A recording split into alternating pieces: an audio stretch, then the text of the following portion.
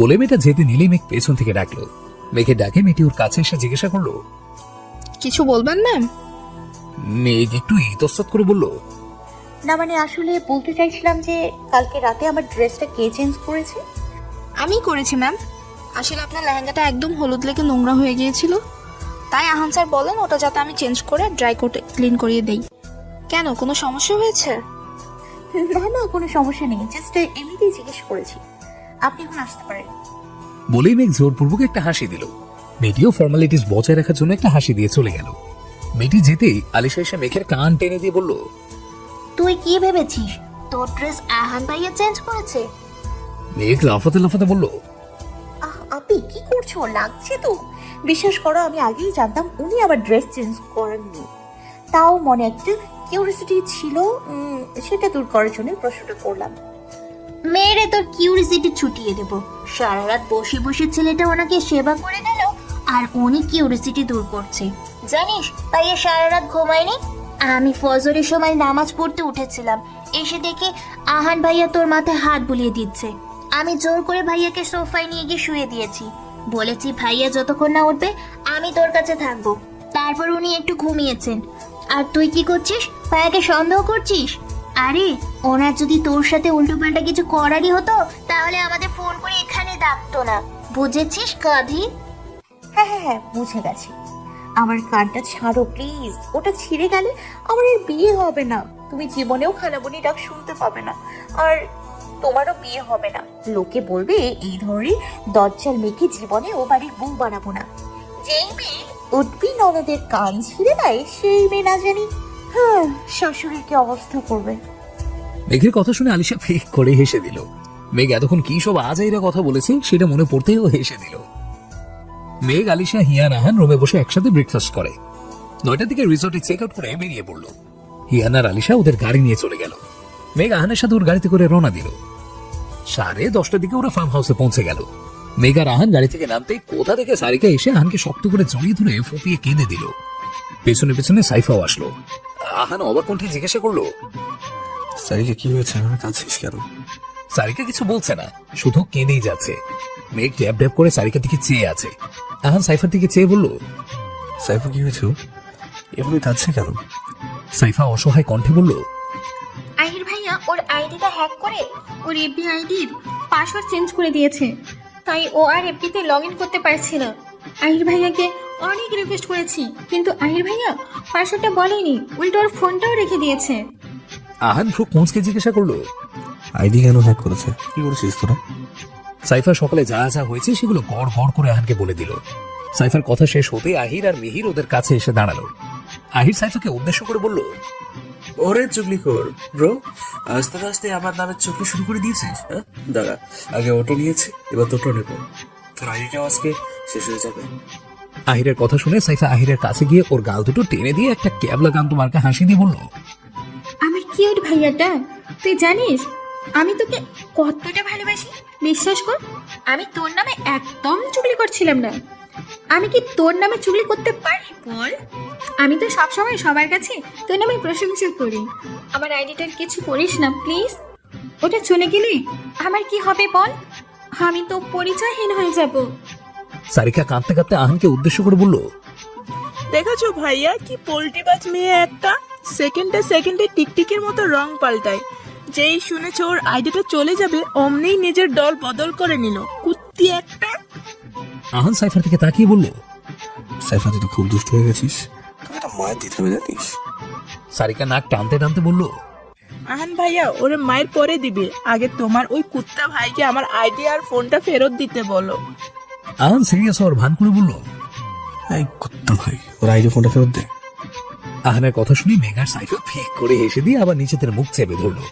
আহির দাঁতে দাঁত চেপে সারিকাকে উদ্দেশ্য করে বলল, তোর সাহস তো কম না, তুই আমাকে কুত্তা বলিস? তোকে আজকে আমি মেরেই ফেলবো। বলে আহির সারিকার দিকে তেড়ে যেতে নিলেই আহান গম্ভীর কণ্ঠে বলে, খবরদার আহির এক পাবে গবি না। তোরা যেমন মেয়েকে কেউ কিছু বলতে রেগে যাস, তেমনি সারিকা, সাইফা, হিমা, আলিশা, দিশা ওরাও কিন্তু আমার বোন। ওদের কেউ কিছু বললে আমিও কিন্তু তোদের ছেড়ে দেবো না, এমনকি আমার ভাইয়ারা হলেও না। চুপচাপ আমার ফোনটা ফেরত দিয়ে দে। নো ওয়ে ব্রো, ও আবার কোথাও অমান্য করার সাহস দেখিয়েছে। আইডিটা তো ও কিছুতেই পাবে না, পৃথিবী উল্টে গেল না। তুমি প্লিজ এ বিষয়ে কোনো কথা বলবে না, আর বলো আমি শুনবো না। ওকে, কোনো ব্যাপার না। তুই আমার কথা শুনবি না তো? শুনতে হবে না। তুই যদি সাইকেল ফোনটা আর আইডিয়া ফেরত না দিস, তাহলে আমি তোর আইডিটাও হ্যাক করাবো। আমার চেনা জানা অনেক হ্যাকার আছে, যাতে তোর মতো পুচকে হ্যাকারের আইডি হ্যাক করতে মাত্র 5 মিনিট লাগবে। তখন কেমন হবে বলতো? বলে আহান পকেট থেকে নিজের ফোনটা বের করলো। আহির গিয়ে সারিকাকে টান দিয়ে আহানের থেকে ছাড়িয়ে নিয়ে নিজে থেকে ঘুরিয়ে পকেট থেকে সারিকার ফোনটা বের করে ওর হাতে ধরিয়ে দিয়ে বলল, এই নে তোর ফোন। খুব বড় একটা ভুল করলি। আজকে না হয় ব্রোয়ের জন্য বেঁচে গেলি, কিন্তু এরপর থেকে তোকে আমার তুই কে বাঁচাবে? সারিকা আহিরের হাতটা ঝাড়ো দিয়ে ছাড়িয়ে বলল, তুমি আমার কিচ্ছু করতে পারবে না।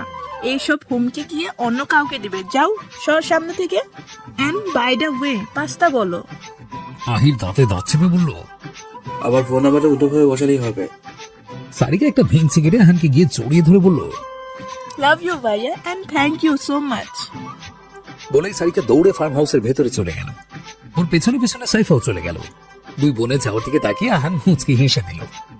আহির আহানের দিকে তাকিয়ে আগে ফুসফুস করতে করতে চলে গেল। আহান ড্রাইভিং করছে, ওর পাশের সিটে মেঘ বিষণ্ণ মনে বসে আছে। মেঘেদের বাসার সামনে এসে আহান গাড়িটা থামালো। মেঘ কিছু না বলেই চুপচাপ গাড়ির দরজা খুলে নেমে যেতে লাগলো। আহান মেঘের হাতটা টেনে ধরে এনে নিচের বুকের সাথে মেঘের পিঠটা মিশিয়ে ফেললো। তারপর ওর ঘাড়ে মুখ গুজে লো ভয়েসে আহান বলল, কি হয়েছে মেঘপরি? মুখটা এভাবে কালো করে রেখেছো কেন?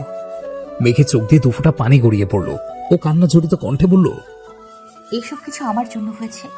আপনি আমার জন্য এতটা হার্ট হয়েছেন, কিন্তু বিশ্বাস করুন আমি বুঝতেই পারিনি আমার সামান্য একটা কথা এত বড় ঝামেলা হয়ে যাবে। আহান শক্ত করে মেঘকে নিচের বাহুবন্ধনে আবদ্ধ করে বলল, সবকিছুর জন্য নিজেকে দোষ দেওয়াটা বন্ধ করো মেঘ। তোমার জন্য কিচ্ছু হয়নি। যা করেছে 3rd ক্লাস মেয়েটা করেছে, তোমার এতে কোনো দোষ নেই। ফ্ল্যাশব্যাক। আহির চলে যাওয়ার পর মিহির ওর পেছনে পেছনে চলে গেল। আহান আর মেঘ বাসার ভেতরে গেল। ড্রয়িং রুমে ঢুকতে মেঘের চোখ গেল ড্রয়িং রুমের সোফার উপর। সেখানে জেরিন সোফার সাথে হেলান দিয়ে বসে আছে। ও সারা গায়ে লাল র্যাশ পড়ে গেছে, চোখের নিচে কালো দাগ পড়েছে, চুলগুলো উস্কো খুস্কো, চেহারায় ক্লান্তির ছাপ স্পষ্ট। পাশেই জেরিনের মা বসে বসে জেরিনকে ব্রেড খাইয়ে দিচ্ছে। জেরিনকে এমন অবস্থায় দেখে মেঘ অবাক হয়ে গেল। যে মেয়েটা কালো বুদ্ধি ঠিকঠাক ছিল, আজকে কি এমন হলো যাতে সেই মেয়েটাকে এতটা বিষণ্ণ লাগছে? আহান জেরিনের দিকে এক পলক তাকিয়ে ডোন্ট কেয়ার একটা ভাব নিয়ে ডাইনিং টেবিলে গিয়ে বসে পড়ল। জেরিনকে এমন অবস্থায় দেখে মেঘের একটু মায়া হলো। ও ধীর পায়ে জেরিনের মায়ের কাছে গিয়ে নিচু স্বরে জিজ্ঞাসা করলো, ফুপিমণি ওর কি হয়েছে? ওকে এমন লাগছে কেন? মেঘের কণ্ঠ কানে আসতেই জেরিন মাথা তুলে মেঘের দিকে তাকালো। সাথে সাথে জেরিনের বিষণ্ণ মুখটা হিংস্র হয়ে উঠল। ও উঠে দাঁড়িয়ে চিল্লিয়ে বলল, তুই এখানে কি করছিস? এখনই বড় আমার বাড়ি থেকে। 3rd ক্লাস মেয়ে একটা। এই সব কিছু তোর প্ল্যান, তাই না? তুই আর দিশা মিলে এই সব কিছু করেছিস। তোরা ইচ্ছে করে আমার গায়ে এসব ঢেলেছিস। তুই আমাকে মেরে ফেলতে চাস, তাই না? জেরিনের চিৎকারে মেঘ কেঁপে উঠল। ওর চোখে মুখে স্পষ্ট ভয় ছাপ ফুটে উঠল। মেঘের মা বাবা, আহানের মা বাবা, সারিকা, সাইফার মা বাবা, চাচা চাচি, অভি, দিশা, ওনারা সবাই ডাইনিং টেবিলে বসে ব্রেকফাস্ট করছিল। জেরিনের চিৎকারে ওনারা সবাই উঠে ড্রয়িং রুমে এলো। সাথে আহানও আসলো। মেঘ ভয়ের তো গলায় বলল, তুই কি বলছিস এসব? আমি তো কিছু বুঝতে পারছি না। আমি আবার তোর গায়ে কখন কি ঢাললাম? আমাকে খুন করতে চেয়ে আবার ন্যাকামি হচ্ছে? ক্যারেক্টারলেস মেয়ে একটা। তুই আমার থেকে আবিরকে কেড়ে নিতে চাস, তাই না? তাই তুই আমাকে মারতে চেয়েছিস, কিন্তু আমি সেটা কিছুতেই হতে দিব না। তুই আমার থেকে আমার আবিরকে কেড়ে নিবি, তার আগেই আমি তোকে খুন করে ফেলবো। বলেই জেরিন আশেপাশে তাকিয়ে কিছু একটা খুঁজতে লাগলো। সোফার সামনে টেবিলের উপরে একটা ফ্লাওয়ার ভাস রাখা ছিল। জেরিন সেটা হাতে নিয়ে মেঘের দিকে ছুঁড়ে মারলো। আহান দৌড়ে এসে মেঘকে নিজের বুকের সাথে চেপে ধরে আড়াল করে ফেললো। ফ্লাওয়ার ভাসটা এসে আহানের পিঠের উপরে পড়লো। আহান ব্যথায় হাঁটু ভেঙে মেঘকে জড়িয়ে ধরে রেখে ফ্লোরে বসে পড়লো। আহানের এমন অবস্থা দেখে মেঘ জোরে একটা চিৎকার দিল। ড্রয়িং রুম ভর্তি সব মানুষ হতভম্ব হয়ে গেল। ঠিক তখনই কেউ জেরিনের গালে সজোরে একটা চড় মারলো। চড়ের শব্দে সবাই জেরিনদের দিকে তাকালো। দেখলো অভি অগ্নি মূর্তি রূপ ধারণ করে জেরিনের দিকে তাকিয়ে আছে। জেরিন গালে হাত দিয়ে চিল্লিয়ে বলল, এই ছেলে, তোর এত বড় সাহস, তুই আমার বাড়িতে দাঁড়িয়ে আমাকে থাপ্পড় মেরেছিস? জেরিন কথাটা শেষ করার সাথে সাথে অভি পরপর জেরিনকে আরো 4টে থাপ্পড় মারলো। শেষে থাপ্পড়টা এত ছড়ে মেরেছে যে জেরিন ছিটকে টি টেবিলের উপরে পড়ে কপাল কেটে গেল। ঘটনাগুলো এত তাড়াতাড়ি হয়েছে যে বাকিটা সবাই শুধু হতভম্ব হয়ে দাঁড়িয়ে দাঁড়িয়ে দেখছে। অভি চেঁচিয়ে জেরিনকে উদ্দেশ্য করে বলল, আমার সাহস সম্পর্কে তোর বিন্দুমাত্র ধারণা নেই স্কাউন্ডেল। তোকে তো শুধুমাত্র কয়েকটা থাপ্পড়ই মেরেছে, ইচ্ছে তো করছে তোকে মেরে খানি পুঁতে দেই, ইউ নো হোয়াট, কুকুরের লেজ যেমন কোনোদিনও সোজা হয় না, তেমনি তুইও কোনোদিনও ভালো হবি না। আমার তো মনে হয় তোর বেঁচে থাকার ইচ্ছেটাই চলে গেছে। না হলে তুই আজ অব্দি কত অন্যায় করেছিস, তারপরও তোকে কতবার মাফ করে দেওয়া হয়েছে, কিন্তু তোকে মাফ করে দেওয়াটাই মনে হচ্ছে আমাদের সবচেয়ে বড় ভুল হয়েছে। তোর মতো মেয়েকে তো অনেক আগে মেরে দেওয়া উচিত ছিল, তাহলে হয়তো আজকের এই অঘটনটা ঘটতো না। অভির কথায় জেরিনের হিংস্র চেহারাটা আরো হিংস্র হয়ে গেল। ওর আগে সাপের মতো ফোঁসফোঁস করছে।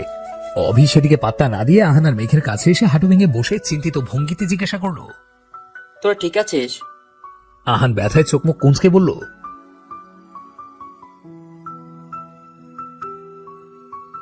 অভি ম্লান হেসে বলল, ওকে দেখার কোনো দরকার নেই। আমি জানি তুই যতদিন আছিস কেউ ওর গায়ে একটা ফুলের টোকাও দিতে পারবে না। বলে অভি আহানকে আর মেঘকে ধরে দাঁড় করালো। আহান এক হাত দিয়ে মেঘের হাত ধরে রেখেছে, আর এক হাত দিয়ে নিচের ঘাড় চেপে ধরে আছে। মেঘের হাতটা এমন ভাবে চেপে রেখেছে যেন ছেড়ে দিলেও হারিয়ে যাবে। মেঘ এখনো ফুপিয়ে ফুপিয়ে কাঁদছে। বড়রা সবাই দৌড়ে এসে আহানকে আর মেঘকে ধরে সোফায় বসালো। জেরিনকে ওর মা ফ্লোর থেকে তুলে দাঁড় করালো। ও অগ্নি দৃষ্টিতে মেঘ অভি আহানের দিকে তাকিয়ে আছে। ফ্লাওয়ার ভাসটা পড়ার কারণে আহানের পিঠ অনেকটা কেটে গেছে। রক্তে ওর পিঠের অংশের পাঞ্জাবি ভিজে চুপচুপি হয়ে গেছে। আসম রহমান, মীরা রহমান, মোনা খান, আহাদ খান রেগে বোম হয়ে আছে। পারছে না জেরিনকে গিলে খেতে, কিন্তু ওনারা এখানে কোনো সিন ক্রিয়েট করতে চান না, তাই চুপচাপ দাঁতে দাঁত চেপে সব সহ্য করে যাচ্ছেন। আবির রাগী চোখে আহান মেঘের যে হাতটা ধরেছে সেইটা দিকে চেয়ে আছে। আশেপাশে কি হচ্ছে সেই দিকে ওর বিন্দু মাত্র খেয়াল নেই। মোনা খান আহানের পাশে বসে তড়িঘড়ি করে বলল, কেউ একটু প্লিজ ফার্স্ট এড বক্সটা নিয়ে আসো।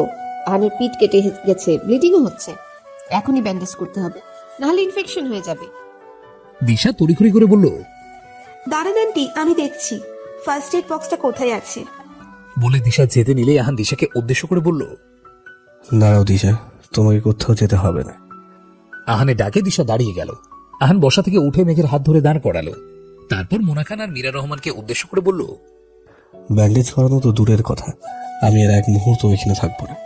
তোমাদের দুজনকে বারবার বারণ করেছিলাম তোমরা যাতে মেয়েকে এখানে নিয়ে না আসো, কিন্তু তোমরা কেউ আমার একটা কথা শুনলে না। দেখলি তো আজকে কি হতে যাচ্ছিল। আজকে যদি ওই ফ্লাওয়ার ভাসটা মেয়েকে গায়ে পড়তো, ওই কি অবস্থা হবে একবার ভেবে দেখেছো? মোনা খান শান্ত স্বরে বলল, আহান, আমার অনেক বড় ভুল করেছি মেঘকে এখানে এনে, সেটা আমরা মেনে নিচ্ছি, কিন্তু আহান তোমার পিঠে ব্লিডিং হচ্ছে, এভাবে এখান থেকে গেলে ইনফেকশন হবে। প্লিজ শুধু ব্যান্ডেজটা করে দিই, তারপর না হয় এখান থেকে যেও। নো ওয়ে, আমি মেঘকে নিয়ে রিস্ক নিতে চাই না। মীরা রহমান বলল, আহান, আব্বুটা এরকম করে না, প্লিজ শোনা বাবাটা, ব্যান্ডেজটা করে না, অনেক ব্লিডিং হচ্ছে।